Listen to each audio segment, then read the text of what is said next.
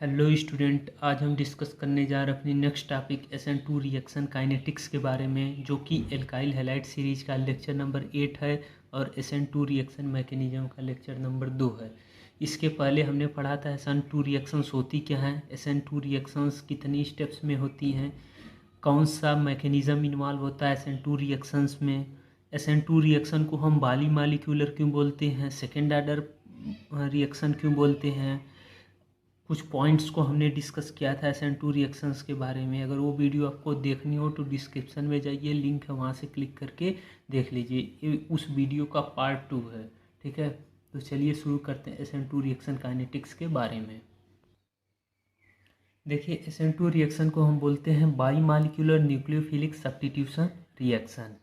2 है, SN का 2 वो रिप्रेजेंट करता है बाई मालिक्यूलर को, और N रिप्रेजेंट करता है न्यूक्लियोफिलिक, S रिप्रेजेंट करता है सब्स्टिट्यूशन को। ठीक है, तो SN2 रिएक्शंस को समझने के लिए हमने क्या कर लिया, एक एग्जांपल ले लिया है फर्स्ट डिग्री एल्काइल हैलाइड का, क्योंकि SN2 रिएक्शन जो होती है फर्स्ट डिग्री एल्काइल हैलाइड में सबसे तेज होती है, जिसका हमने रिएक्शन करवा दिया है QH से। QH स्ट्रांग न्यूक्लियोफाइल्स इसका रिएक्शन करवाया है in the presence of acetone as a solvent. Acetone as a solvent के प्रेजेंस में हमने रिएक्शन करवाई है। तो होगा क्या कि ये वाला बॉन्ड यहाँ से ब्रेक होगा, CH3 और OH के बीच का बॉन्ड ब्रेक होगा, यहाँ पे K और OH के बीच का बॉन्ड ब्रेक होगा, जिसकी वजह से यहाँ पे पॉजिटिव चार्ज और यहाँ पे निगेटिव चार्ज, और यहाँ पे पॉजिटिव KOH का H पे पॉजिटिव चार्ज और OH पे निगेटिव चार्ज। ठीक है, X निगेटिव यहाँ पे लीविंग ग्रुप है, ये लीव कर जाएगा, और OH यहाँ पे क्या करेगा, अटैक करेगा। ठीक है, OH यहाँ पे अटैक करके नए प्रोडक्ट का आपका फॉर्मेशन करेगा, जिसको हम बोलते हैं सब्स्टिट्यूशन प्रोडक्ट। ठीक है, यहाँ पे सब्स्टिट्यूशन हो रहा है, वो भी न्यूक्लियोफाइल की वजह से, इसीलिए बोलते हैं न्यूक्लियोफिलिक सब्स्टिट्यूशन रिएक्शन है। तो यहाँ पे आपका प्रोडक्ट बनता है, X H के साथ रिएक्शन करता है, फिर भी हम इसको X न्यूक्लियोफाइल को ऐसे दिखाते हैं जस्ट समझने के लिए। ठीक है, अब मैकेनिज्म पे आते हैं। मैकेनिज्म पे होता क्या है कि जैसे यहाँ पे हमने फर्स्ट डिग्री एल्काइल हैलाइड लिया है, तो उसको हमने इसके कॉन्फ़िगरेशन के फॉर्म में ले लिया है। ठीक है, दिखाने के लिए। तो यहाँ पे कार्बन का C H के साथ अटैच है, दूसरा वाला यहाँ पे H, तीसरा यानी CH3 और X। प्राइमरी एल्काइल हैलाइड हुआ। यहाँ पे आपका QH आपके एसीटोन में ब्रेकडाउन हुआ, OH में एज ए न्यूक्लियोफाइल को हमने यहाँ पे दिखा दिया है। ठीक है, अब होता क्या है कि as a step first steps में एक ही स्टेप्स की रिएक्शन है, तो शुरुआती में होता क्या है कि जब हम फर्स्ट डिग्री एल्काइल हैलाइड और QH को आपके एसीटोन एज ए सॉल्वेंट में डिजॉल्व करते हैं, तो एसीटोन जो आपका सॉल्वेंट होता है, वो एक टाइप का पोलर एप्रोटिक सॉल्वेंट है। क्या है? पोलर एप्रोटिक सॉल्वेंट है। अब पोलर एप्रोटिक सॉल्वेंट हमने क्यों यूज किया है? क्योंकि पोलर एप्रोटिक सॉल्वेंट यहाँ पे देख सकते हैं, यहाँ पे पोल है, यहाँ पे इस पे निगेटिव, इस पे पॉजिटिव चार्ज, दो पोल्स हैं, डाईपोल्स हैं। तो ये पोलर एप्रोटिक सॉल्वेंट की प्रॉपर्टी होती है कि ये कार्बन और X यानी कि हैलोजन की बीच के बॉन्ड को धीरे धीरे ब्रेक डाउन करता है। कंप्लीटली स्टार्टिंग में नहीं तोड़ता है, लेकिन इन दोनों के बीच के बॉन्ड को वीक करता है, धीरे धीरे तोड़ता है। तो यहाँ पे ये बॉन्ड दोनों क्या होगा, वीक होगा, और ये मोर इलेक्ट्रोनिगेटिव है और ये लेस इलेक्ट्रोनिगेटिव है।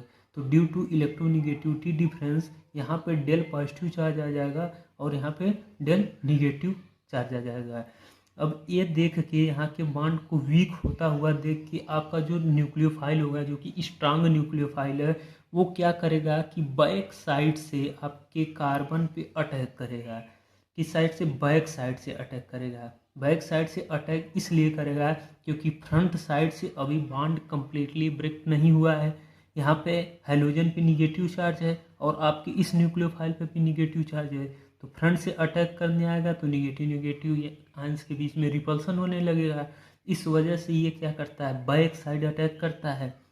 ठीक है, बैक साइड अटैक करने के बाद होता क्या है कि अगले स्टेप में हमने यहाँ पे दिखाया है, कार्बन का बॉन्ड हैलोजन से धीरे धीरे ब्रेक डाउन होता है। ठीक है, और OH जो है वो धीरे धीरे यहाँ पे नए बॉन्ड का फॉर्मेशन करता है, जिसको हम बोलते हैं स्लाइड बॉन्ड का फॉर्मेशन हुआ।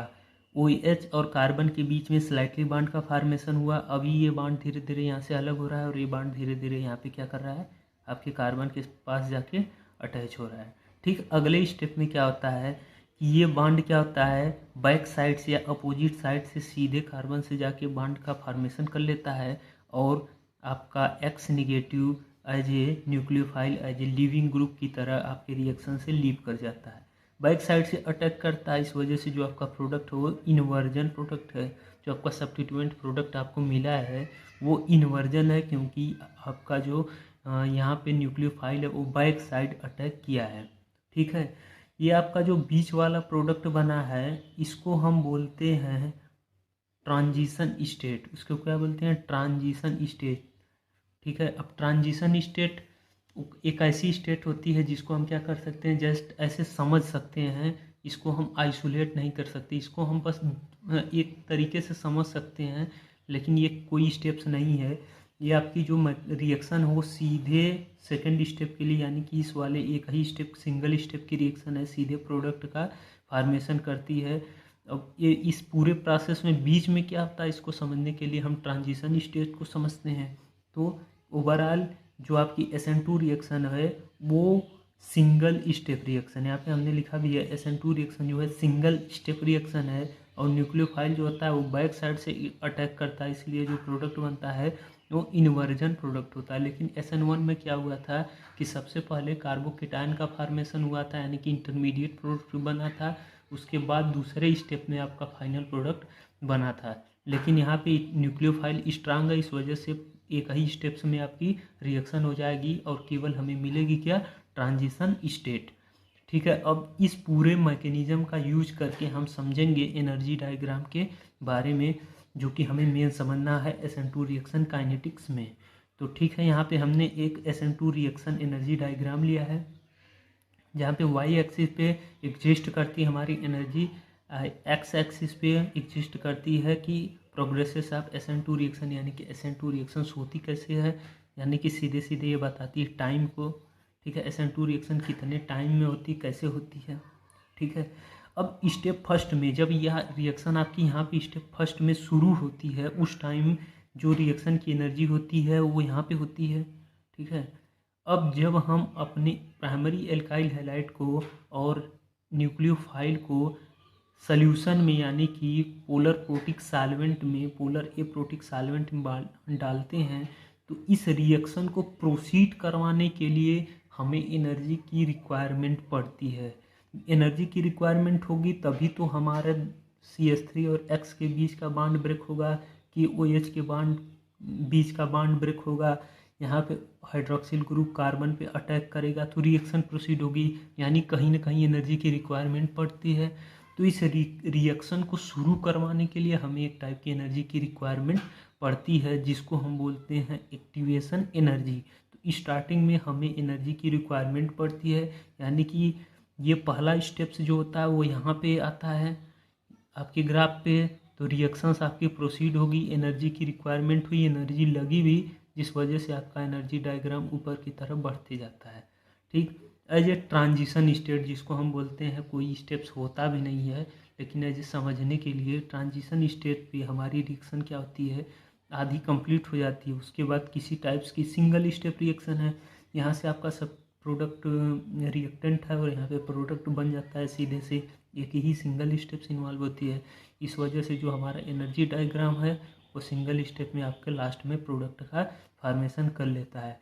लेकिन SN1 रिएक्शन में हमने देखा था कि ऐसा कुछ हमें मिला था जिसमें एनर्जी 2 बार नीचे ऊपर हुआ, 2 स्टेप्स में रिएक्शन थी, स्टेप फर्स्ट ये वाला था, स्टेप सेकेंड ये वाला था, बीच में हमारा इंटरमीडिएट प्रोडक्ट मिलता। तो एनर्जी की रिक्वायरमेंट 2 बार पड़ती थी, यानी कि 2 स्टेप्स की रिएक्शन थी। लेकिन यहाँ पे क्या है, एक स्टेप की सिंगल स्टेप की रिएक्शन है, इसीलिए एक्टिवेशन एनर्जी की रिक्वायरमेंट हमें एक बार पड़ी। एक्टिवेशन एनर्जी को हम EA से भी दिखाते हैं। तो एनर्जी आपकी लगती गई और आपके प्रोडक्ट का फॉर्मेशन हुआ, इसको हमने इस ग्राफ के जरिए समझा। ठीक है, अब समझते हैं रेट ऑफ रिएक्शन क्या होती है।